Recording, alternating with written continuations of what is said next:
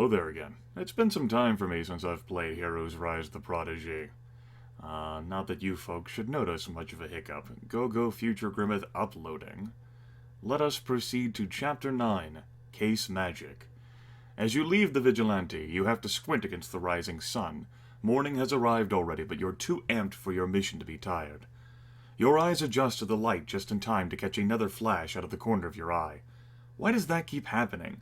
Is it some side effect of your energy powers you haven't experienced before? Or maybe someone's following you. You find your answer, however, as you look to the corner and see a woman waving at you.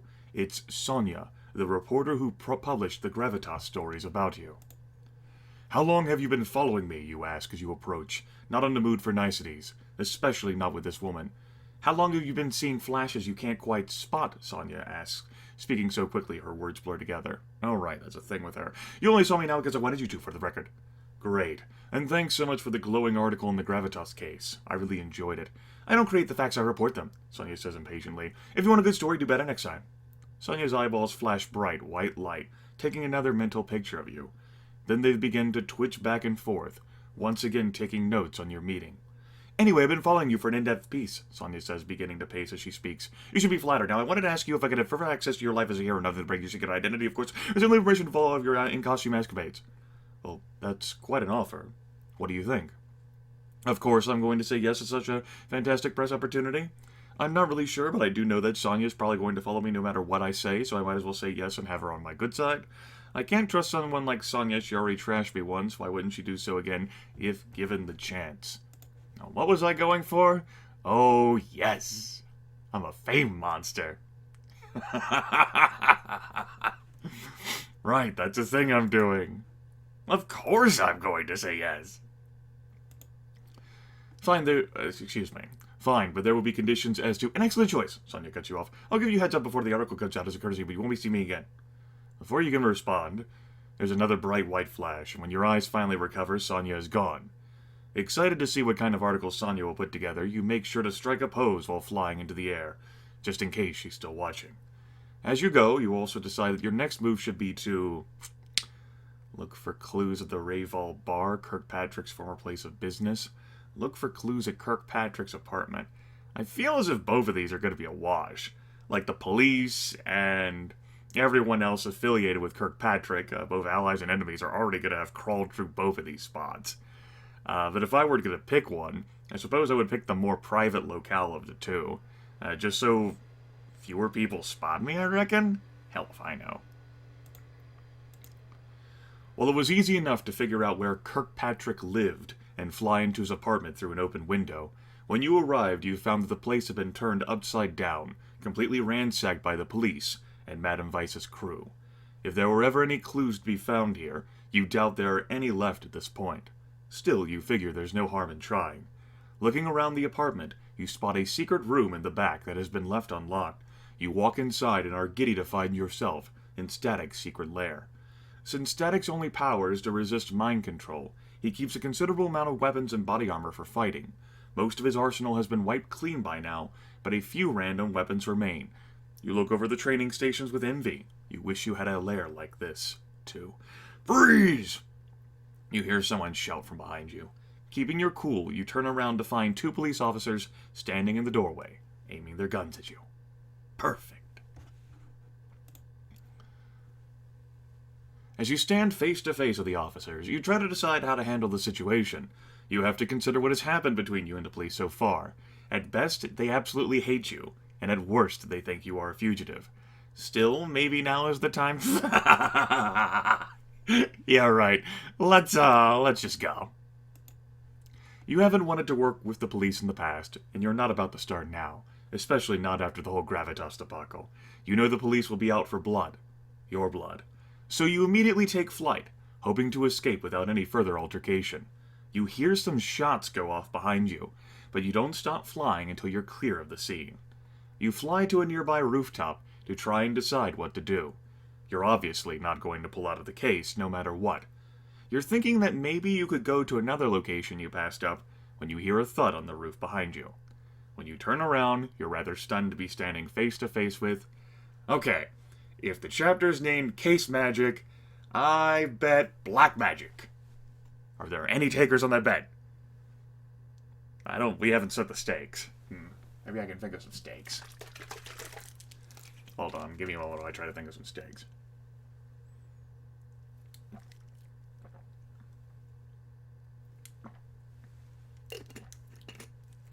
Alright. The greatest stake of all, pride. Your internet pride is on the table here, YouTube viewer.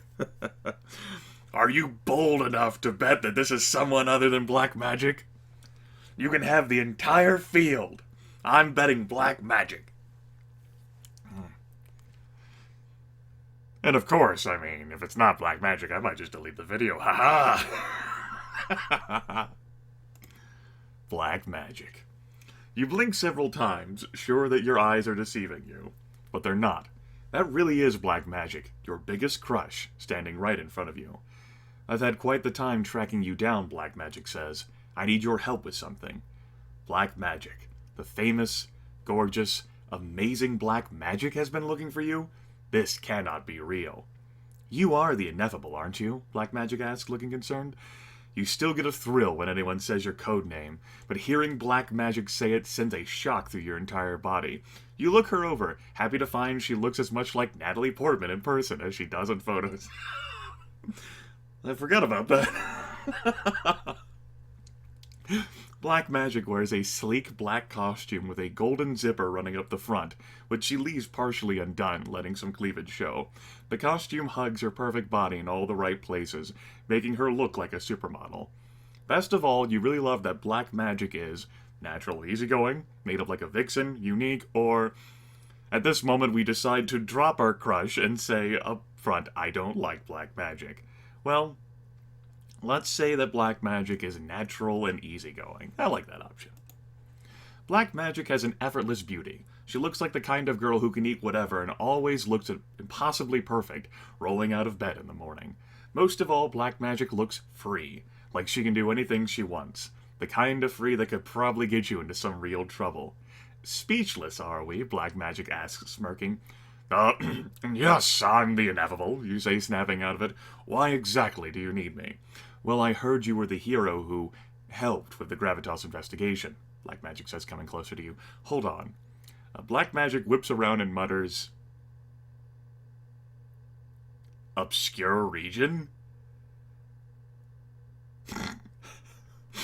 Such power! Encasing the roof in a bubble of shimmering purple, proper noun, light. Ooh. Black Magic uses my color. You're about to ask what she's doing until you see a duo of paparazzi on a nearby rooftop trying to snap pictures. Black Magic must have cast a spell to protect the two of you against their cameras. Sorry about that, thought I lost them across town, Black Magic says, turning back to you. Anyway, I assume you also know about the Kirkpatrick static connection if you're back snooping for evidence? Oh, excuse me. That is the shake I'm drinking coming back up. Let's try to retain some professionalism here. You nod, desperately trying to keep your eyes on Black Magic's face, which is equally as distracting as her body, unfortunately. Alright, Black Magic continues. The MCPD has looped the Millennial Group into their investigation of the Splice Circle, since they'll need a powered team to take down Madame Vice and her new Splice Circle if that evidence is found. I'm the new kid on the group's block, so Rebellion dispatched me to help the MCPD find the evidence stockpile. Plus, I have a particular hatred for Madame Vice. You want to know what that's all about, but first you have to decide how you want to play things with Black Magic. Flirt, I may never get this chance again. Keep things professional, this is my career after all. Play hard to get, or I don't want anything to do with Black Magic. I appreciate our game's author here giving me several opportunities to shut down this Black Magic romance path. Like, you know, my character might have had a crush, but no, shut it down. Considering how my character has felt up to this point, the ineffable... Flirt, I may never get this chance again. I might be able to help you start approaching Black Magic, but it's going to cost you. Shit.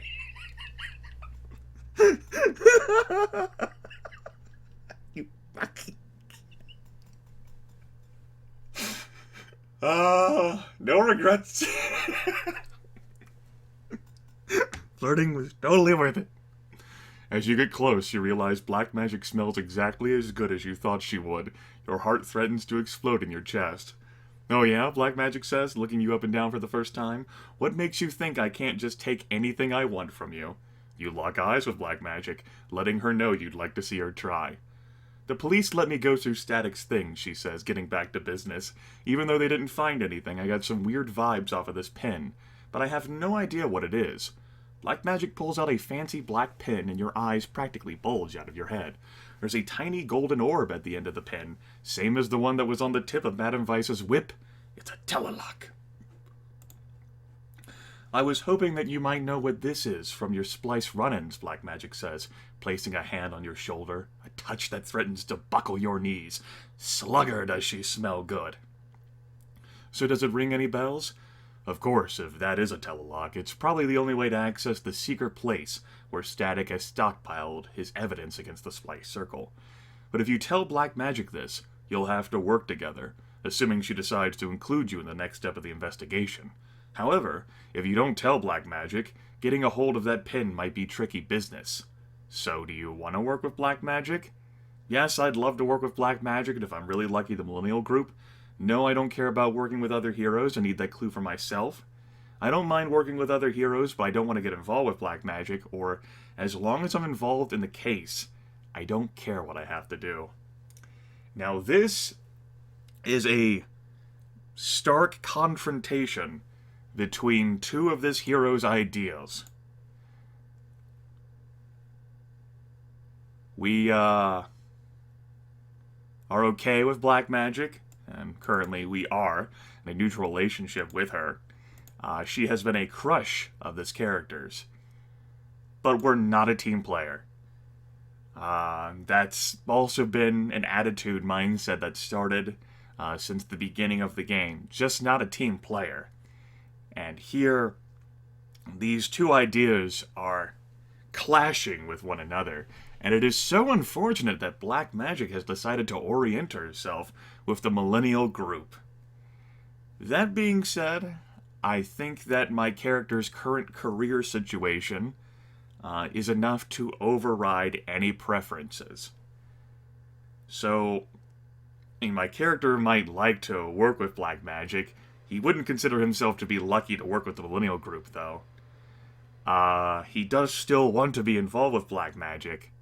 So ultimately, I think the fourth option applies here. As long as I'm involved in the case, I don't care what I have to do. I just don't want to be left out of the loop. Like, this is my shot here at redemption and at building my legend, and gotta do whatever it takes. As a matter of fact, I know exactly what... Suddenly your brain feels like it has been split open. You fall to the ground, wondering if someone has taken an ice-cold blade and plunged it directly into your temple.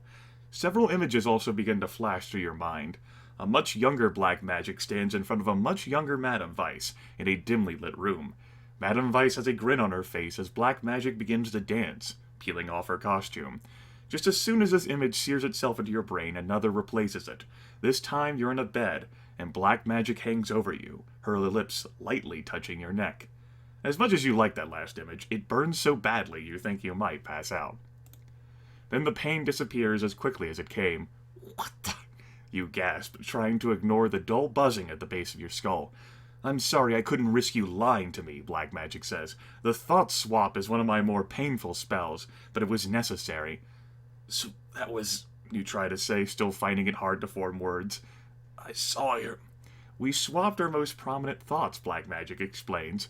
I saw your knowledge of the telelock, and you saw my memory of my first meeting Madame Vice from the beginning of my career. I was having a hard time pushing that thought from my mind today. And the other scene, you ask? That second scene was where our thoughts met, Black Magic says with a grin, eyes boring into you. I like the way your brain feels, by the way. Okay. For starters, why the fuck am I wearing my headset? There is no fucking sound in this game. God, I'm stupid. Like, while I clean off my glasses here, Not because they fogged up or anything due to the sexual tension on this roof. If this was me personally, I would feel incredibly offended at the thought of anyone barging into my brain. Not okay with that. I am a man of control. Chaos is anathema. My mind is a steel trap. Which is basically just a whole bunch of bluster for saying that I know I'm weak-willed, but damn it, I'm gonna fight it.